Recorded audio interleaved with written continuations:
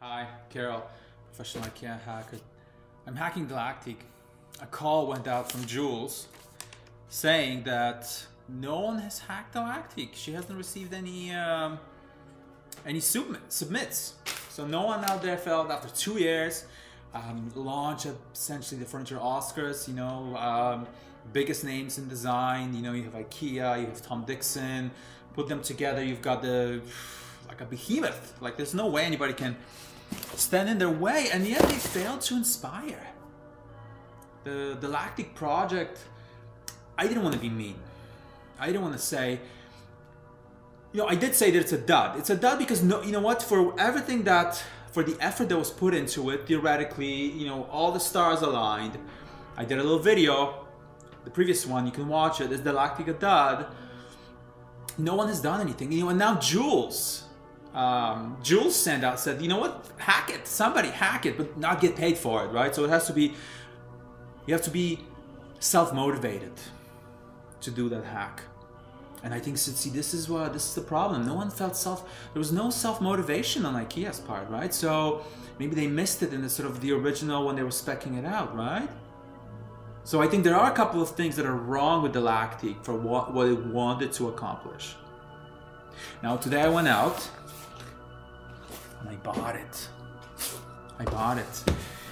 Because I think there's a lot of great potential in DELAKTIG in the project itself.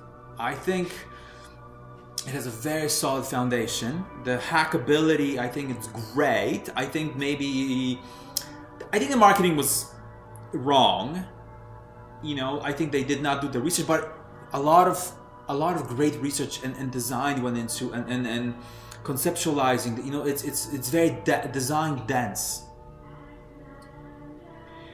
It took the traditional sort of design route, right? So you have a big name that gets hired for a project.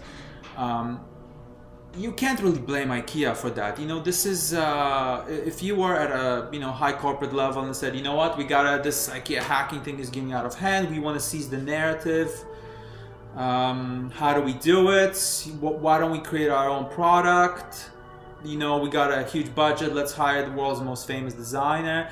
That's the traditional way this design has been done. But I do think that the product, the lack of response, I think, is telling. A. B. It misses everything that I outlined in my 2016 IKEA Hackers Convention, my show, where I said IKEA hacking is not about high design. It's not about having high priests of design telling the masses. It's not the pyramid. One at the top trickling down. It doesn't. That's not IKEA hacking. IKEA hacking is actually the opposite. So it's almost like the inverted pyramid, where your own personal motivation, your own personal inspiration. This is as granular as design gets. You, me, moi. Right? It's IKEA, DIxon, and you, me. So IKEA, accessibility, affordability, community.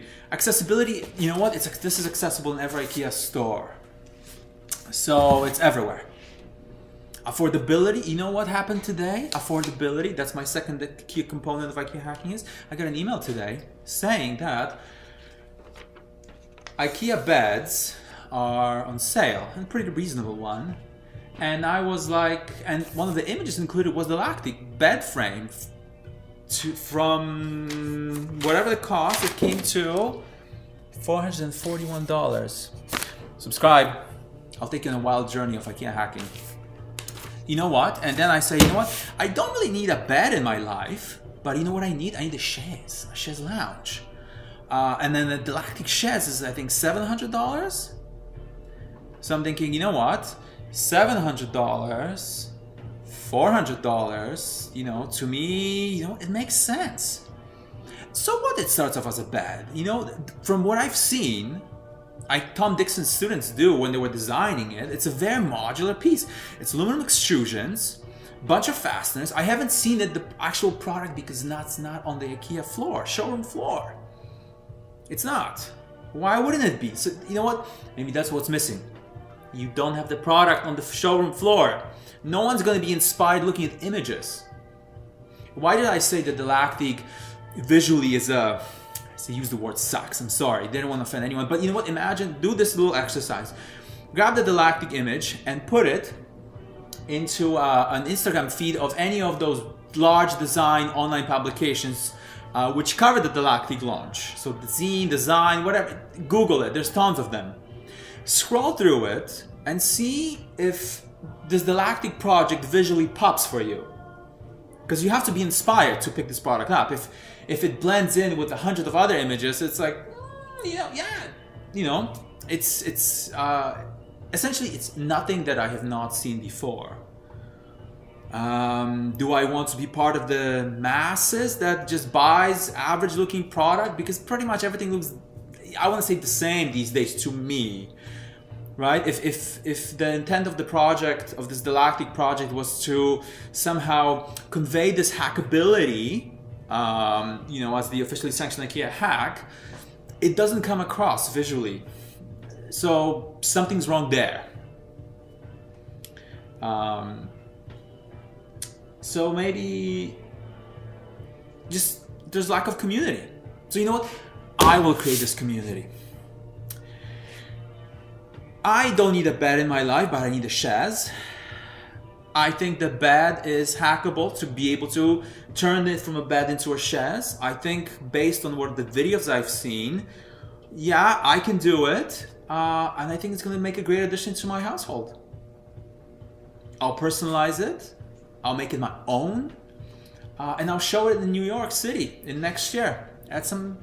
We'll seek out the most prestigious design show in New York City, and I'll put it in there. Hopefully they'll be willing to take me. I think it's going to be an interesting project. So, for the masses, this is what theoretically IKEA wanted people to do. This is what Tom DIxon and his students wanted to do. Students, come see it. Come follow me. Subscribe. I'll take you on a wild journey of design. This is, we're in a post-design era, I believe, and IKEA hacking is a significant sign of that today. Because we are all connected. IKEA hacking always existed, but we were not able to connect to each other the way we do today. Don't get stuck. I think I call them the high priests of design will always exist because somebody has to teach in the university. So there has to be that prestige, right? You're teaching, the wealth of your experience, you share it with your students, a noble cause. But that's changing. That's purely an academic experience. When you are out there into the marketplace, with my phone, I'm able to connect to any individual across the world whom I have never spoken to, whom I have never met face to face, but who likes my product, who liked an image on my Instagram, say, hey, I like it, and hey, what did you like about it? I don't know I have no idea who this person is, but visually, something that about my work captured them. So you are able, if you realize this, it's a very significant development. If you realize this, you know what? Some of you may just want to go out and get a job with like a big design firm, and that's the lifestyle that you're seeking. But if you are a creative individual who wants to have a lot of independence, a lot of freedom, there's a lot of ways to reach out to your market, to your customers directly, without going to the middleman who's just going to take a cut of your pay, 50%. So it makes dollars and cents. Okay, subscribe. I'll be talking about this project. I didn't record last year. I put on a talk about views versus conversions, how to start off your digital marketing footprint, how to establish yourself on a budget. So, if I think I do have the right formula. You know what? Hopefully this Delaktig project will prove it. It's a personal challenge as well. I want to inspire people. That's really my main motivating goal. Believe in your own capabilities. That's the message that I want to convey through this Delaktig project. Okay? Follow me. Exciting thing, wild ride ahead of us. And see you in New York City 2020. Ciao.